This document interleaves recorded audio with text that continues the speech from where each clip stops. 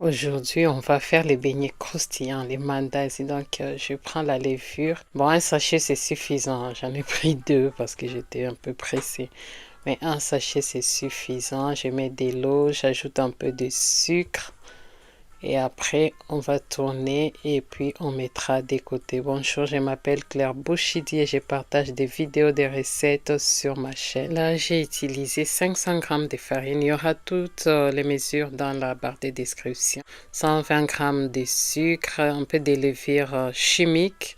Après, je mets du sel et puis 2 œufs. Après, je vais ajouter également 2 cuillères d'huile de tournesol. C'est vraiment très simple, comme d'habitude. On vient tourner les tout. On va tout mélanger. Par contre, j'ai oublié de mettre la levure qu'on a utilisée tout à l'heure. Il faut mettre tout ensemble. Je viens les rajouter et après, on va tout mélanger.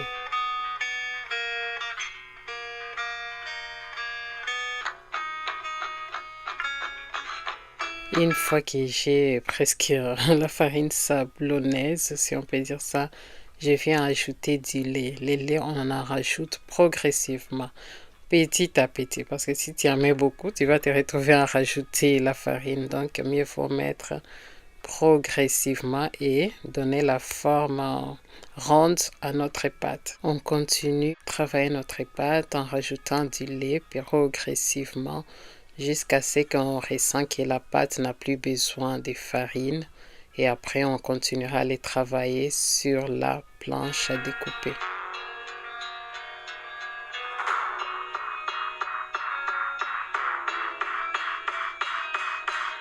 J'ai mis un peu de farine pour que ça ne colle pas. Après, je reprends notre beurre. Je l'avais préchauffé un peu pour les détendre, mais malheureusement, ça a beaucoup chauffé. Je prends la partie détendue du beurre que je viens rajouter pour pouvoir travailler notre pâte. Tu travailles 10 à 15 minutes la pâte. C'est pas 2 minutes.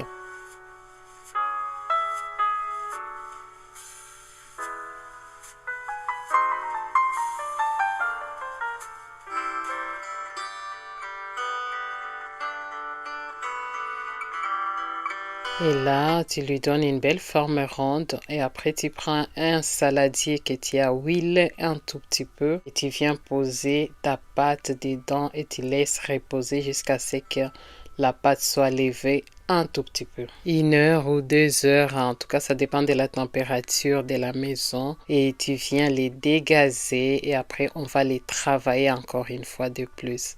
Moi, ça me rappelle vraiment quand on préparait les examens d'État. C'était notre nourriture de midi. On aimait acheter ça derrière l'école et on en mangeait beaucoup, presque tous les jours. Vraiment, ça me fait du bien de faire cette recette. C'est beaucoup de souvenirs.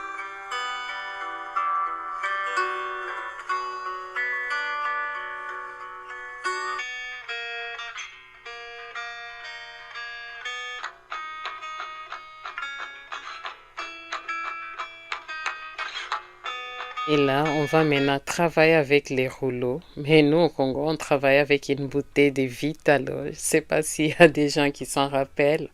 Vous me direz dans les commentaires. Et tu travailles ta pâte, tu lui donnes la forme. Après, on va les découper.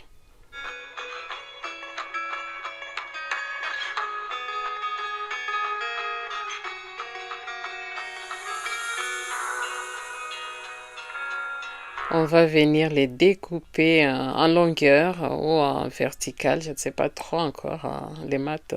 J'ai oublié.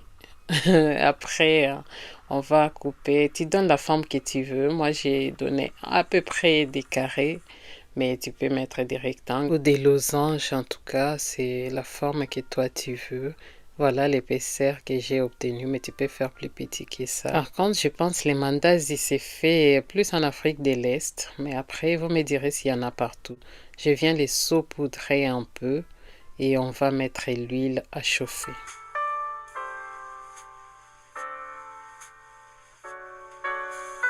Il ne faut pas laisser l'huile chauffer trop au risque que ça cuise dehors sans cuire à l'intérieur. Donc, une fois que c'est un tout petit peu chaud, tu commences déjà à mettre tes mandazis et après, Ça chauffera avec l'huile et alors tu commences à les tourner presque chaque minute, j'ai envie de dire. Tu les tournes, il ne faut pas attendre que ça soit bien coloré d'un côté, non, pas du tout. Il faut tourner, tourner. Toutes les 2 minutes, tu tournes. C'est vraiment les sécrétants. Ça risque de cuire à l'extérieur sans cuire à l'intérieur ou de ne pas avoir la même coloration. Donc, on tourne, on tourne, on tourne.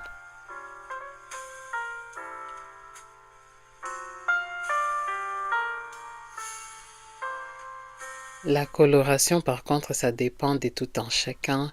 Il y en a qui les aiment un peu jaunes et d'autres qui les aiment beaucoup plus marron. Et moi, je suis entre les deux. Bon, c'est, je dirais beaucoup plus marron. Je viens les sortir, regarde comme c'est beau, très très beau. Et là, je vais remettre le deuxième tour.